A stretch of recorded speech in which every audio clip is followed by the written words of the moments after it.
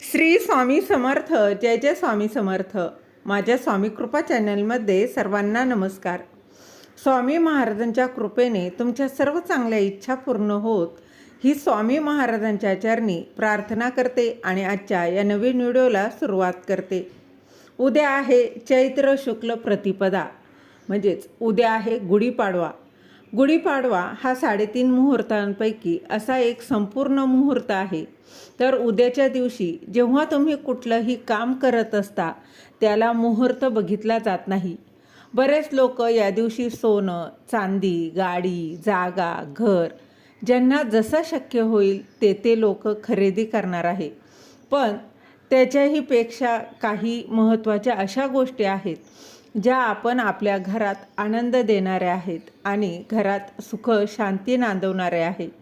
घरातल्या अन्नपूर्ण मातेचा आशीर्वाद आपल्याला मिळावा, घरात धनधान्याची कमतरता भासू नये म्हणूनही काही गोष्टी ज्या आपण उद्या खरेदी करू शकतो.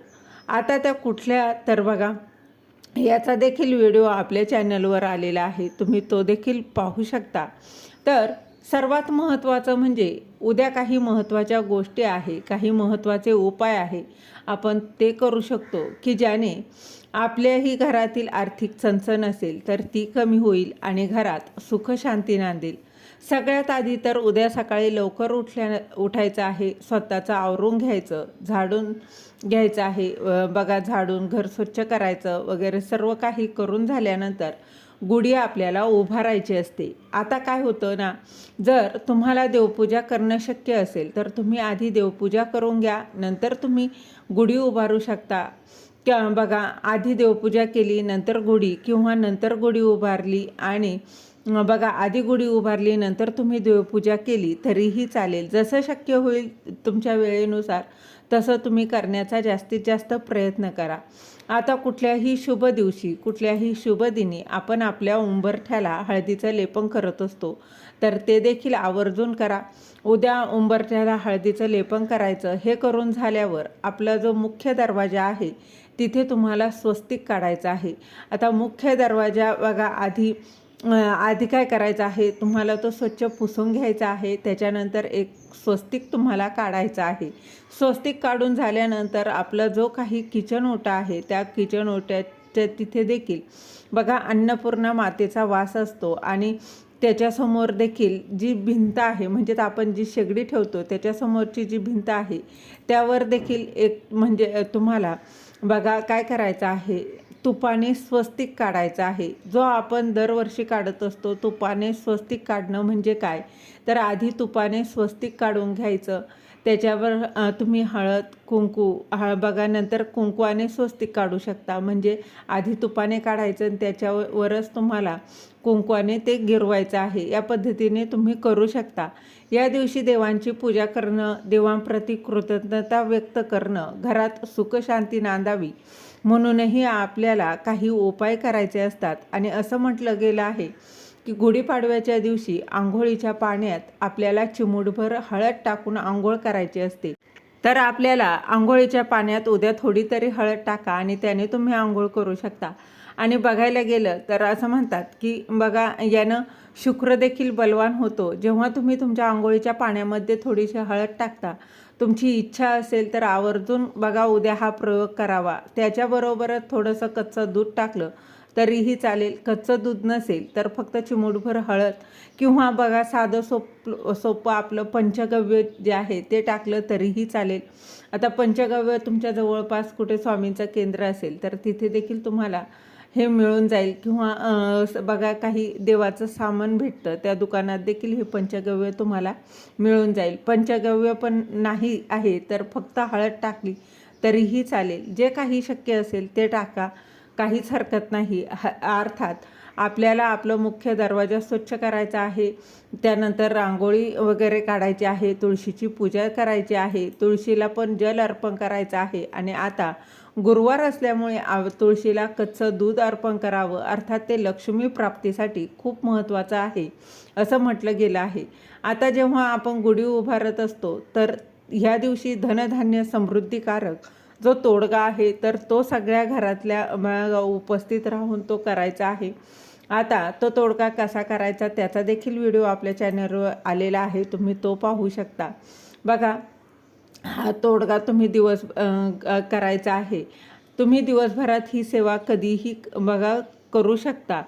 सगळ्यात महत्त्वाचं येतं की जेव्हा तुम्ही गुढी उभारता किंवा गुढी उभारल्या त्यावर जेव्हा तुम्ही गुढी खाली घेता त्याच्या मध्ये ह्या काही प्रजापती लहरी आहेत ना, त्या खूप जास्त प्रमाणात आकृष्ट झालेल्या असतात आणि त्या आपल्यापर्यंत याव्यात, त्या लहरी ज्या आहेत त्या सात्विक लहरी आहे आणि त्या आपल्यापर्यंत याव्यात, तर त्यासाठी काही उपाय आपण करत असतो. आणि सगळ्यात आधी तर परमेश्वराने आपल्याला दान करण्यासाठी बनवलं आहे आणि याचं नेहमी कृतज्ञता असावी.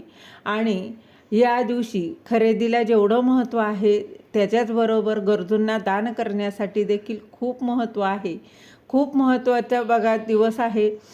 तर मग तुम्हाला काय करायचं आहे, तर जो काही तांब्या आहे तो आपण गुढीला तांब्या आपण लावतो, तर तो तांब्या तुम्हाला घ्यायचा आहे. त्या तांब्यामध्ये तुमच्या घरात गहू असेल तर गहू तांब्याभर बघा, तुम्हाला तो तांब्या गहू भरून घ्यायचा आहे किंवा तांब्याभर तुम्ही तांदूळही तुम्ही घेऊ शकता, ते घ्यायचं. त्याच्यामध्ये 2 अखंड हळकुंड जो आहे, तर तो हळकुंड जो आपण गुढीला तांब्या घेतला होता त्याच्यावर आपण गुढीसाठी जो तांब्या वापरला, ती गुढी आपण संध्याकाळी खाली काढल्यानंतर त्याच तांब्यामध्ये आपल्याला तांब्या भरून तांदूळ घ्या किंवा तुम्ही गहूही घेऊ शकता. हे करून झाल्यावर त्याच्यामध्ये 2 हळकुंड टाकायचे आणि यथाशक्ती दक्षिणा जी आहे, तुम्ही 11 रुपये, 21 रुपये, 51, 100 काहीही दक्षिणा, अगदी 1 रुपया टाकला, 2 रुपये टाकला, तुमची इच्छा तेवढी तुम्हाला ठेवायची आहे. आणि तो तांब्या देवासमोर ठेवायचा आहे आणि देवाला प्रार्थना करायची की माझ्या घरात कधीही धनधान्याची कमतरता भासू नये, तुझी कृपा अखंड राहू दे, अशी प्रार्थना करायची. आणि तो जो तांदूळ आहे किंवा जो काही तुम्ही गहू तांदूळ घेतलेला आहे त्याच्याबरोबर जे काही हळकुंड आहे ते तुम्हाला गरजूंना दान करायचं आहे. होय, तुम्हाला ते गरजूंना दान करायचं. आता गरजूंना म्हणजे तुम्हाला जर मदत बघा, ज्यांना गरज आहे ना अशाच व्यक्तींना नक्कीच तुम्ही दान करायचं आहे. तर बघा, तांब्या आपल्या घरी आणायचा आहे, पण ज्या काही वस्तू आहे त्या बघा तुम्हाला ज्या तांब्यामध्ये भरलेल्या आहेत त्या तुम्हाला दान करायच्या आहे. तर तुम्हाला काय करायचं, ते तांब्यातली वस्तू एखाद्या पिशवीत टाकायच्या आणि नंतर त्या दान करायचं आहे. म्हणजेच आपल्याकडून दान केल्यासारखं होतं. तुमची इच्छा असेल तर तुम्ही कोणालाही जो गरजू आहे त्याला त्याची गरज आहे त्याला नक्कीच हे दान करू शकता. त्याचबरोबर बघा, दुसरा आपण साडी वापरत असतो. गुढी उभारताना साडी आपण गुढीला वापरत असतो, तर ती तुम्ही स्वतः बिनधास्त वापरू शकता. जे काही बघा कंगन आहे, ते जे काही साखरेची गाठ आहे ती गाठी देखील तुम्ही बघा स्वतः खाऊ शकता. तर त्याचबरोबर बघा, आपण त्याला कडुनिंब जे आहे तर ते कडुनिंबाचा पाला जो आहे तर ती देखील आपण गुढीला लावत असतो, तर त्याचा देखील उपाय आपल्याला करायचा आहे. तर सर्वात महत्त्वाचं म्हणजे बघा, कडुलिंबाचा पाला त्याच्यासुद्धा महत्त्वाचा उपयोग आहे. ते आपल्याला काय करायचं आहे, तर कडुलिंबाचा पाला 21 कडुलिंबाची जे काही पानं आहे ते तुम्हाला घ्यायचे आहे आणि त्याच्याबरोबर तुम्हाला बघा सुट्टी पैसे जे आहेत म्हणजेच कॉईन जे आहेत बघा, तर ते घ्यायचे आहे. तर पण ती खरी लक्ष्मी आहे. जो कॉईन आहे, जो शिक्का आहे, 1 रुपयाचा आहे, 2 रुपयाचा आहे, 10 रुपयाचा, 5 जे काही आहे ते तुम्हाला गोळा करायचा आहे आणि ते काही कडुलिंबाचा पाला आहे आणि 4, 5, 6 रुपयाचे जे काही कॉईन आहेत ते एकत्र ठेवायचे आहे आणि परमेश्वराजवळ प्रार्थना करायची आहे की माझ्या घरातली जी काही लक्ष्मी आहे ती स्थिर राहू दे. घराची बघा, लक्ष्मी माता ही नेहमी माझ्या घरात स्थिर राहू दे. लक्ष्मीचं कधीही कमतरता माझ्या घरात भासू नये.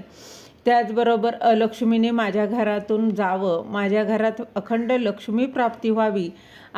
तर बघा, असं तुम्हाला परमेश्वराजवळ सांगायचं आहे.